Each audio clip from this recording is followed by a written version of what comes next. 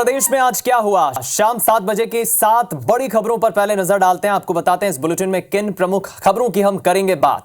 शाम 7 बजे के इस बुलेटिन में हम बात करेंगे आखिर शिक्षा के नाम पर कहां हो रहा है खिलवाड़। आपको बताएंगे धर्म नगरी में कौन सा धर्म परिवर्तन का खेल चल रहा है और कहां गौकशी के अड्डे पर IBC 24 की टीम पहुंची है, करेंगे खुलासा। आखिर बाजार पर सियासत क्यों गरमाई है, करेंगे बुलेटिन में इस खबर पर बात। और आपको बताएंगे आखिर अपनों ने ही पटवारी को क्यों घेरा। शाह का बयान सियासी घमासान, क्या है मामला, करेंगे बात बुलेटिन में। और अब बताएंगे राज्यपाल कहां किस पे क्यों हुए नाराज।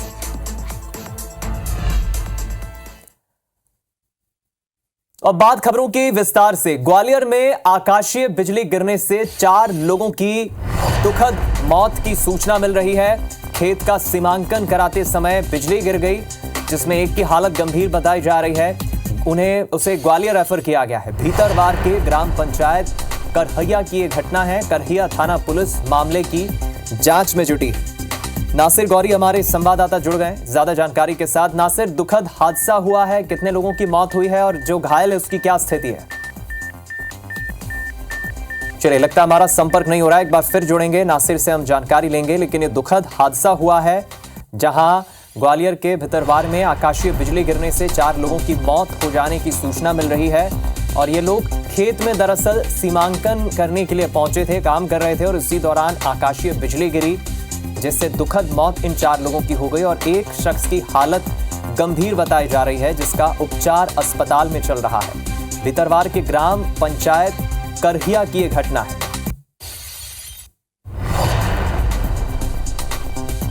हालांकि इन दिनों मध्य प्रदेश में जब से मौसम परिवर्तन हुआ है और लगातार इस तरह की खबरें बढ़ी भी हैं।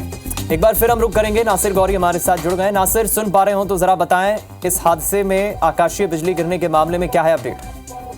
देखिए, सीमांकन हो रहा था खेत पर और उसी दौरान बिजली कड़की है और उसके बाद 4 लोग उसकी चपेट में आ गए, जिसमें मौके पर उनकी मौत हो गई है, जिसमें एक व्यक्ति है गंभीर रूप से घायल हुआ है, उसको ग्वालियर भेजा गया है। और जो पूरी जो घटना है ये भितरवार का जो विकास खंड है ग्राम करहिया, वहां की ये घटना है। और आकाशीय बिजली गिरने से व्यक्ति जाटव है उसकी डेथ हुई है। उसके साथ ही जो पटवारी मौके पर थे वो भी घायल हुए। तो कुल मिलाकर देखा जाए तो इस पूरे घटनाक्रम में आकाशीय बिजली गिरने से पप्पू परमार, कुक्कू तिवारी, हरि सिंह कुशवाहा और बल्ली कुशवाहा, इन लोगों की डेथ हुई है। और उसके साथ ही उदयभान सिंह कुशवाहा है, ये घायल हुए हैं, उनको जिला अस्पताल है वहां पर ले जाया गया है। बहुत शुक्रिया आपका नासिर, जानकारी पहुंचाने के लिए, इस खबर पर जुड़ने के लिए। तो तस्वीरें भी आपको दिखा रहे हैं। आपको बता दें पटवारी के भी इसमें झुलसने की खबर है। जमीन सीमांकन का काम चल रहा था और अचानक आकाशीय बिजली की चपेट में 4 लोग आ गए, जिनकी दुखद मौत हो गई। दोपहर के वक्त, शाम के वक्त की ये तस्वीरें लग रही हैं, लगभग 4-5 बजे का वक्त रहा होगा। हालांकि लोगों ने तुरंत उन्हें जागरूक करने की कोशिश की, पानी डालने की कोशिश की कि शायद किसी को होश आ जाए। लेकिन दुखद पहलू ये है कि 4 लोगों की मौत हो गई। और ये प्राकृतिक आपदा ही इसे हम कहेंगे।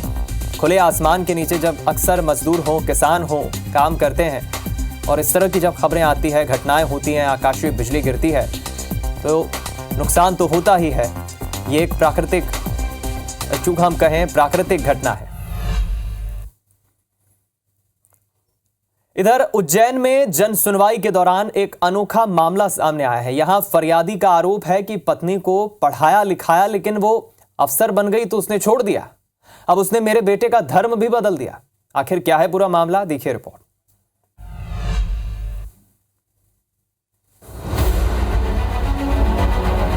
मेरी पत्नी को मैंने पढ़ाया, नौकरी लगवाई, लेकिन जैसे ही वो SI बनी उसका व्यवहार बदल गया और वो अलग हो गई।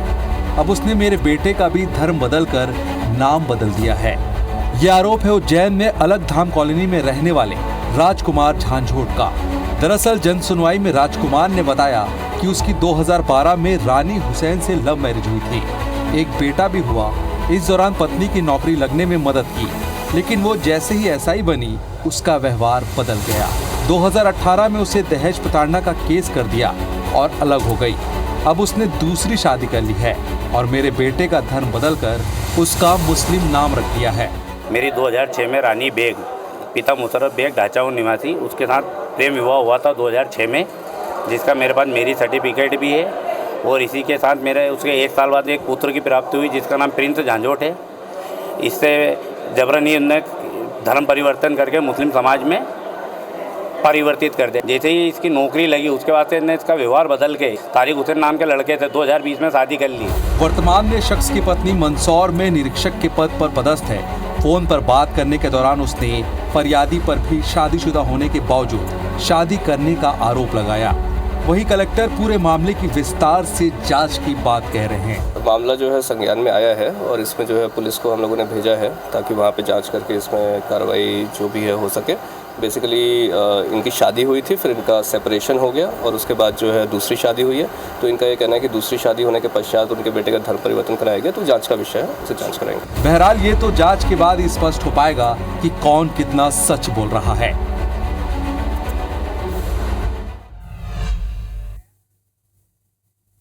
इधर ग्वालियर में एक बार फिर 3 तलाक का मामला सामने आया है। यहां बहोड़ापुर इलाके की रहने वाली एक पीड़िता को उसके पति ने तलाक दे दिया, जिसके बाद पीड़िता ने एसपी दफ्तर जाकर न्याय की गुहार लगाई, जिस पर पुलिस अफसर ने महिला थाना प्रभारी को कार्रवाई के निर्देश दिए। दरअसल पीड़िता की 3 साल पहले शादी हुई थी, एक बेटा भी हुआ, लेकिन पीड़िता का आरोप है कि ससुराल वाले लगातार दहेज के लिए परेशान करने लगे। पति भी मारपीट करने लगा। लगातार प्रताड़ना से परेशान होकर पिछले साल मामला भी दर्ज कराया, लेकिन पति के फिर से साथ रहने की बात कहने पर हम लोग किराए के मकान में रहने लगे। लेकिन मार्च के महीने में आरोपी पति के परिजन हमारे किराए के मकान में आ गए और मारपीट शुरू कर दी। परिजनों की बातों में आकर आरोपी पति ने सड़क पर ही 3 तलाक दे दिया। अब पीड़िता का कहना है कि न्याय नहीं मिला तो वो अपने बच्चों के साथ आत्महत्या कर लेगी।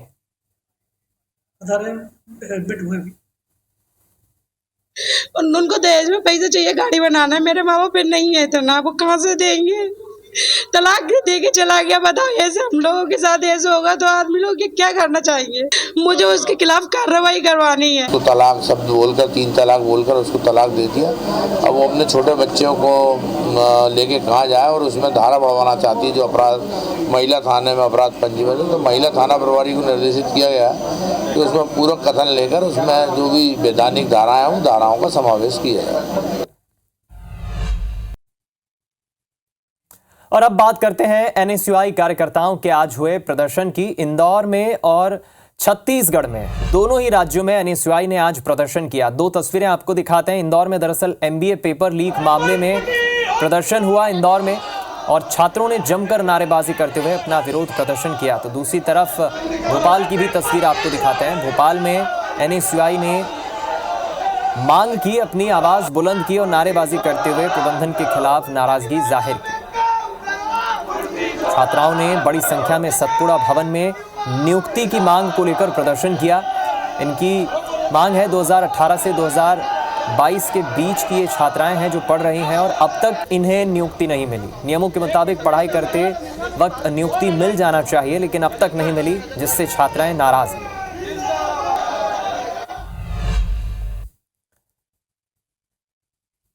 इधर मंडला का भैंसवाही गांव गौकशी का अड्डा बना हुआ है। IBC 24 की टीम इस गांव में पहुंची और टीम ने यह पाया कि गांव में गौ हत्या के सबूत बिखरे पड़े हैं।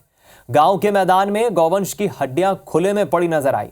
आपको बता दें, पुलिस ने गौवंश के कत्लखाने पकड़ने के बाद आरोपियों के घरों को जमींदोज कर दिया।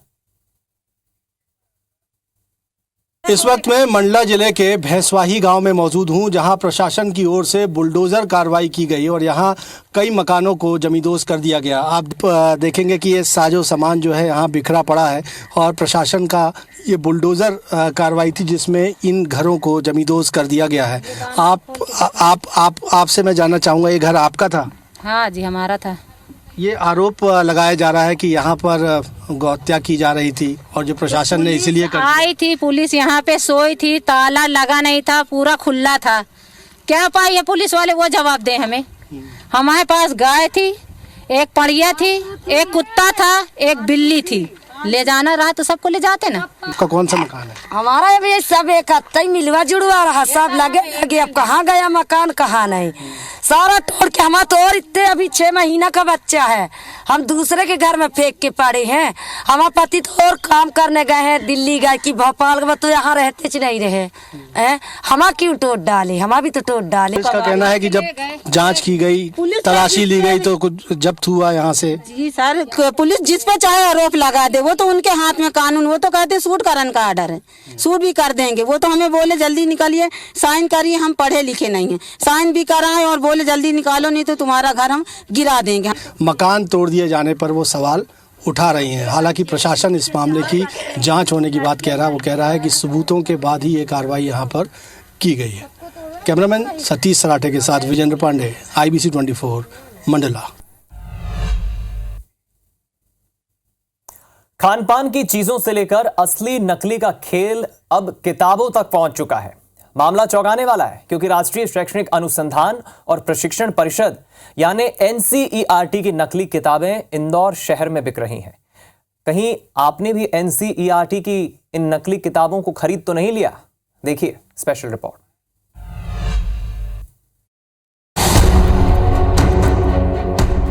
खान पान की चीजों से लेकर असली नकली का खेल किताबों तक पहुंच गया है। जी हां, हम बात कर रहे हैं इंदौर की, जहां किताबों के मार्केट में असली नकली का खेल चल रहा है। किताब को चेक करने के लिए अलग अलग पैरामीटर तय किए गए हैं। इसमें पेज की क्वालिटी, कलर, NCERT लोगो, डायग्राम के शेप्स और कुछ अन्य चीजें शामिल हैं। लेकिन सबसे हैरान और परेशान करने वाली बातें ये हैं कि अब शिक्षा जगत में किताबों के असली नकली की धांधलियां सामने आ रही। आपको बता दें, इंदौर के हर बड़े व्यापारी की दुकानों तक ये किताबें पहुंच चुकी हैं, जिन्हें बेचकर इंदौर के लोगों को बेवकूफ बनाया जा रहा है। आप जो भी किताब खरीद रहे हैं उसके 8 पन्ने लगातार चेक करें। आपको हर दूसरे पन्ने पर NCERT का बुकमार्क नजर आएगा। लेकिन अगर बुकमार्क मिसिंग है तो आपकी किताब नकली। हर किताब की क्वालिटी चेक करें, ग्राफिक्स या चित्र स्पष्ट है या नहीं। अगर इनमें से कहीं भी कमी लगे तो आपकी किताब नकली है। असली और नकली का खेल समझने IBC 24 की टीम जब दुकानदारों के पास पहुंची तो हड़कंप मच गया। इंदौर में न केवल खाद्य सामग्री बल्कि अब शिक्षा में भी धांधली होते हुए सामने आ रही है। इंदौर के शिक्षा से जुड़े जितने भी बड़े मार्केट है वहां पर इस चीज का खुलासा हुआ है कि इंदौर में अब नकली NCERT की किताबें बिक रही है। अगर हम साइंस की किताब खोलें और साइंस की किताब खोलने किसी भी एक पन्ने पर अगर हम इसका वाटरमार्क चेक करना चाहें तो आप देख सकते हैं कि वाटरमार्क कितना क्लियर यहाँ पर हमें नजर आ रहा है। वाटरमार्क देखकर हम समझ सकते हैं कि ये किताब जो है ये असली है। लेकिन ठीक ऐसे ही किताब सारी ही चीजों के साथ यानी कि एक्नॉलेजमेंट के साथ भी NCERT के लोगों के साथ भी नकली बिक रही है। अगर हम वही पन्ना दूसरी किताब में खोलकर देखें तो उसमें हम लोगों को ये देखने को मिलेगा कि किसी भी तरह का NCERT का वाटरमार्क इस पूरे पन्ने पर नजर नहीं आ रहा है, बल्कि NCERT की हर एक किताब एक जैसी छपती है, चाहे फिर वो कोई कंटेंट का फॉन्ट हो या फिर वाटरमार्क। ये ना केवल साइंस की किताब बल्कि हर तरह की किताब, हर सब्जेक्ट की किताब में हमें ये देखने को मिल रहा है कि NCERT की एक किताब असली है तो एक किताब नकली। में भी वाटरमार्क तो दिख नहीं रहा मैं भी वाटरमार्क का तो ऐसा है कि हम तो शुरू से सुनते आ रहे हैं, पर कई किताबों में दिखता है, कई में नहीं दिखता, कई में ज़्यादा दिखता है, कई में कम दिखता है। तो ये तो सरकारी प्रेस से छपती है, पर 3rd और 6th का हमने सुना है, पर अभी तक माल आया नहीं। 6th का तो हमारे पास माल ही नहीं आया है। 3rd में कुछ माल आया था तो बहुत कम दिया डिपो ने, पर ये है तो सही नकली बुक का। मामले में इंदौर कलेक्टर ने किसी भी तरह की बात करने से इनकार कर दिया। वहीं एडवोकेट तनुज दीक्षित ने भी सभी माफियाओं के खिलाफ सख्त से सख्त कार्रवाई करने की बात कही है कि NCERT की जो किताबें होती हैं बच्चों के लिए, जो स्टडीज़ मटेरियल होता है, उसकी डुप्लीकेट बुक्स बाज़ार में दूसरे अन्य पब्लिकेशन हाउस के द्वारा कर रहे हैं और इस तरह की डुप्लीकेट बुक्स सेल आउट कर रहे हैं। इनके ऊपर निश्चित रूप से NCERT को संज्ञान में लेकर के एक कड़ी कार्रवाई करना चाहिए। इंदौर में सक्रिय हुए इस गिरोह को पकड़ने में इंदौर पुलिस कितनी कामयाब होगी, ये देखना दिलचस्प होगा। निहारिका शर्मा, IBC 24। चलिए अब आपको सीधा लिए चलते हैं उत्तर प्रदेश के दशाश्वमेध घाट, जहां प्रधानमंत्री नरेंद्र मोदी इस वक्त पहुंचे हैं। आपको बता दें, तीसरी बार PM पद की शपथ लेने के बाद अपने संसदीय क्षेत्र नरेंद्र मोदी पहुंचे हैं, काशी पहुंचे हैं और तस्वीरें मिल रही हैं इस वक्त। उनके साथ उत्तर प्रदेश के मुख्यमंत्री योगी आदित्यनाथ भी नजर आ रहे हैं। ओम मंगलम भगवान विष्णु मंगलम गरुड़ध्वज मंगलम पुंडरीकाक्ष मंगलायतनो हरि सर्व। उत्तर प्रदेश की राज्यपाल आनंदीबेन पटेल, प्रधानमंत्री मोदी और यूपी के सीएम योगी आदित्यनाथ